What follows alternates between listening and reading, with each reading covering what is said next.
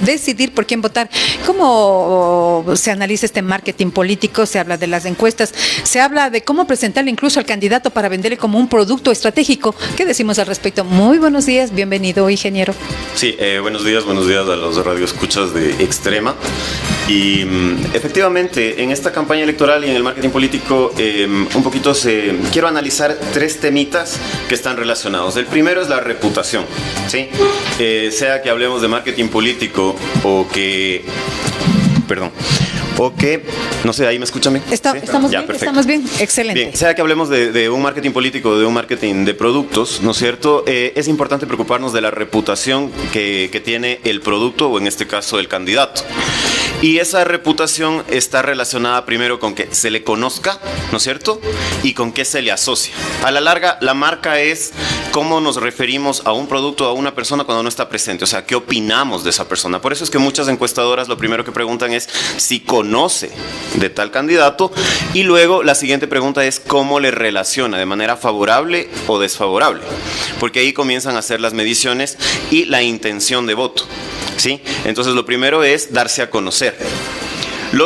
El segundo criterio tiene que ver con el posicionamiento. ¿Cuál es el mensaje que transmite? Entonces vemos que cada candidato trata de asociarse con un determinado criterio. ¿Sí? Hay candidatos que no logran asociarse con ninguno y ahí tenemos un problema. ¿Sí?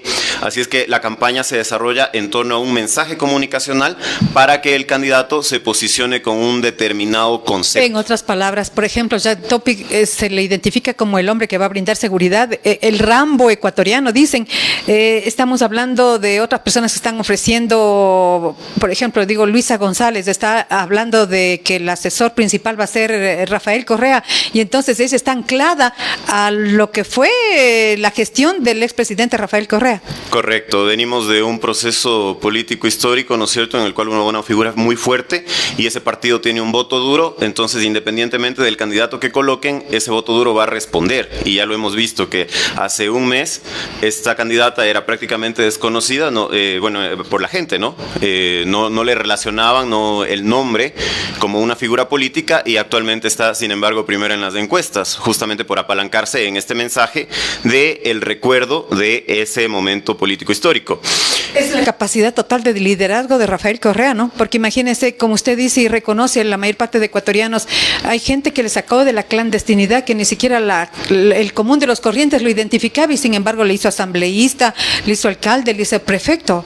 Sí, bueno, la política es de momentos también, porque yo recuerdo, vemos en las noticias que al presidente actual, pues ahorita le están un poquito... Fuera Lazo, le están diciendo. Exactamente, están transmitiendo este mensaje, pero recordemos también que en los últimos días del gobierno de Correa también existieron estos incidentes en donde le lanzaron huevos y también etcétera, ¿no? Entonces, hoy está en un repunte y este partido está aprovechando ese posicionamiento actual para volver a captar el poder. Del otro lado también está el anticorreísmo, entonces también existen candidatos en este caso Villavicencio, ¿no es cierto?, que se posiciona como el anticorreísta y también como la persona que, digamos, embandera esta lucha contra la corrupción. Es el mensaje que trata de transmitir.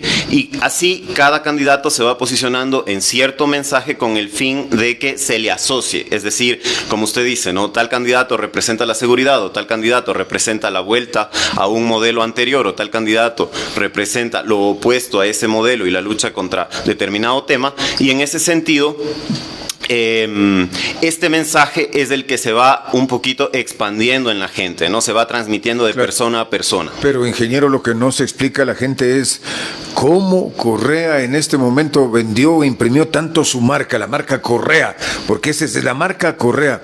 Cuando el mote principal, para que el pueblo nos entienda más, es el de corrupto, es un expresidente sentenciado, prófugo de la justicia. ¿Cómo es que permanece esa marca en el pensamiento de los ecuatorianos, un 20 o 25% al menos? Bueno, en ese momento pienso que la economía tenía un despunte producto de algunas coyunturas internacionales. El petróleo a $150 exactamente, el barril, ¿no? Y hay que reconocer que hubo más obra. ¿sí? Más allá de que las obras hayan tenido algunas críticas sobre el momento de los precios y lo que hubo tal vez por debajo, pero la gente vio obras. Y en contraste, hoy la gente no encuentra tal vez esa misma situación, ¿no? Y por eso Guillermo Lazo encarna a lo mejor es como que la varita mágica para el retorno de Correa, ¿no? La pésima gestión de Lazo. Sí, ha sido un gobierno que deja mucho que desear, pero yo en realidad vengo acá a dar un criterio un poquito más técnico, no quisiera convertir en un criterio político. Sí, entonces el tercer elemento de lo que yo quería hablar el día de hoy era que existe un ciclo de vida de producto. ¿Sí? Entonces, cuando este ciclo de vida de producto implica que existen productos que todavía no se conocen y que hay que darlos a conocer. El segundo es un producto que está despegando y que se tiene que dar a conocer con los beneficios que representa. Y la tercera parte es cuando el producto ya está posicionado y aquí en cambio hay que recurrir a los sentimientos. Entonces vemos cómo las campañas también un poquito se apalancan acá en este concepto para poder tratar de captar más votantes. Hay candidatos que son relativamente desconocidos y no han podido darse a conocer todavía, como por ejemplo el caso de Bolívar Armijos, ¿no? Entonces, por más que haga. Exactamente. Entonces, trata de que la gente le identifique, pero ni siquiera llega a la asociación del nombre con personaje político, y ahí está el resultado en las encuestas, ¿sí? En el otro caso vemos, por ejemplo, estos candidatos que son denominados outsider. Por ejemplo, en la elección anterior fueron Yacu Pérez y Javier Hervas. En esta elección, al parecer, es Jan Topic. Entonces, claro, por la novedad que representan, todo el mundo comienza a averiguar, ¿no es cierto?, cuál es el mensaje, cuál es la propuesta, y si esa propuesta cala y es consistente, probablemente van a tener un rápido ascenso, ¿sí? El problema, por ejemplo, con el candidato que menciona que es outsider esta vez, es que cuando recién lanzó su campaña era prácticamente desconocido, e inmediatamente cuando lanzó su candidatura le comenzaron a asociar, pero de manera negativa, ¿no?, con la cuestión de Telconet y estas cuestiones del cable submarino, con el ex vicepresidente, que a lo mejor ahí hay alguna crítica sobre cómo se consiguió este proceso, y también desde el otro punto de vista, pues el conflicto familiar que tuvo, ¿no? Entonces, despegarse de ese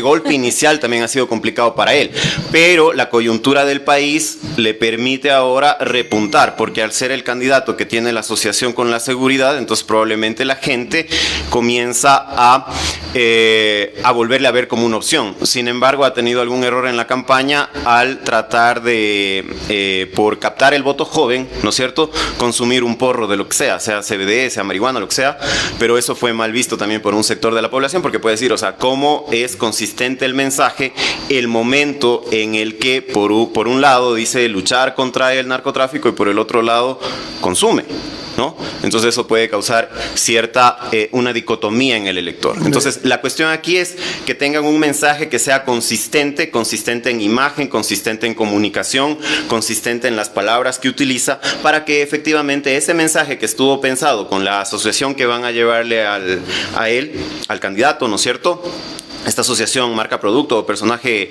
mensaje, ¿no es cierto?, sea consistente en toda la campaña. Es decir, no solo bastan las palabras, sino hay que demostrarlo en hechos, claro, en la praxis. Así es. Osvaldo, usted tenía una pregunta. Sí, yo solamente para terminar con el ingeniero Carrillo, porque es cuestión de convencimiento, ¿no? Y un poquito también de mezclar la audacia con la habilidad. Yo veo que hay buenos equipos de marketing trabajando por los candidatos, porque veo algunas estrategias, pero me he dado cuenta, no sé si usted como docente nos pueda un poco alumbrar, veo que es más exitoso hacer una o máximo 2 ofertas de campaña y centrarse en eso, poner una marca, antes que hacer muchos ofrecimientos en la campaña, ingeniero. Sí, correcto, justamente lo que decía, hay que identificar cuál es el mensaje que quiero transmitir para que justamente esa sea mi asociación. Y si nosotros seguimos entrevistas a diferentes candidatos, muchas veces ellos manejan un mensaje que es reiterativo. O sea, si nosotros vemos la entrevista que hacen en un medio de comunicación versus el que hacen en el otro, muchas veces repiten ideas porque justamente lo que quieren es posicionar una idea, un mensaje en específico, ¿no? hay candidatos que todavía no definen bien la postura que tienen y eso puede generar una relativa dicotomía, ¿no? Entonces hay candidaturas como que se están estancando a pesar de que eran muy conocidas, pero a lo mejor están perdiendo votos en función de otros candidatos que sí están apalancando este mensaje que llega cada vez y que se comienza a expandir más entre la población, ¿no? Ingeniero Carrillo, con esto terminamos. ¿Qué cree usted que se debe plantar más en la campaña? O sea, como una marca. ¿La inseguridad en el país, la lucha frontal contra la inseguridad, la economía o el desempleo, la corrupción? ¿Qué cree usted? ¿Cuál es el tema o son los cuatro? Bueno, lo que pasa es que, de acuerdo con las encuestas, ¿no es cierto?, el problema que más aqueja al país actualmente es la inseguridad, pero las familias al interior, el problema más grave que tienen es la economía.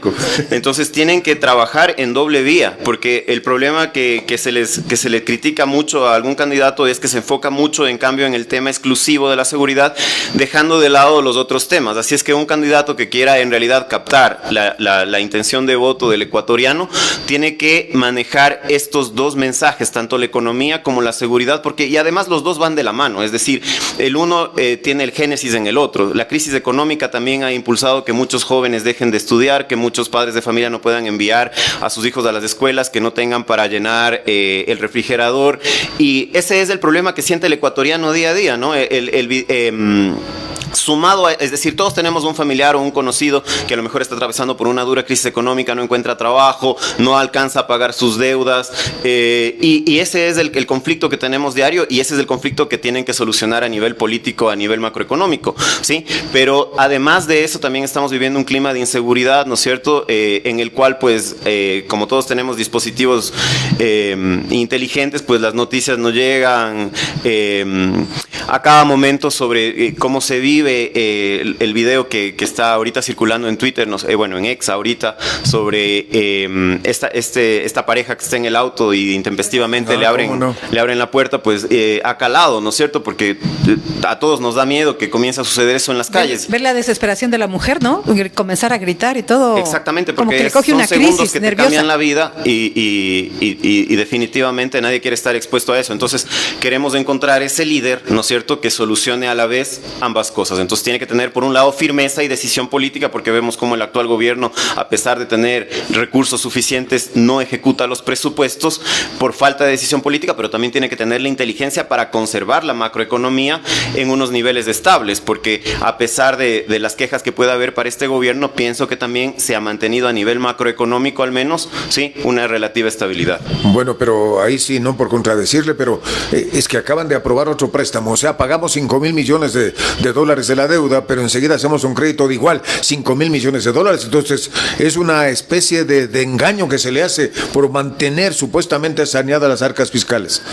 Bueno, a nivel de Latinoamérica como que tenemos indicadores macroeconómicos más o menos estables. Además, el gobierno ha tenido alguna renegociación de deuda bastante interesante en función de criterios ambientales que están liderando en el mundo, ¿no? Entonces, yo creo que también ahorita, claro, el poder desgasta, la opinión pública a lo mejor va a estar en contra del gobierno actual, no es por defenderle, pero la historia a lo mejor le juzgará de una manera un poco diferente, ¿sí? De todas maneras, no pienso que haya sido un buen gobierno. De todas maneras, pienso que deja debiendo mucho y que justamente este gobierno va a ser el responsable de que a lo mejor luego tengamos un conflicto un poquito fuerte en el aspecto democrático, ¿no? Muchas gracias al ingeniero Diego Carrillo, docente de Uniandes. Patricia, qué buen tema este también, ¿no? Excelente. Y desde la visión, como dicen, no, es que no quiere hacer política, quiere darnos a conocer los términos académicos, cómo se concibe, por ejemplo, estas campañas políticas, cómo está la campaña. Y claro, hay que poner ejemplos para que la gente didácticamente entienda mucho más. Gracias por esos conocimientos que nos comparte el día de hoy y esperamos volver a invitar para la próxima semana. Compromiso. Bueno, para mí es un gusto, habría que definir el tema y por mí no hay ningún problema. Encantado.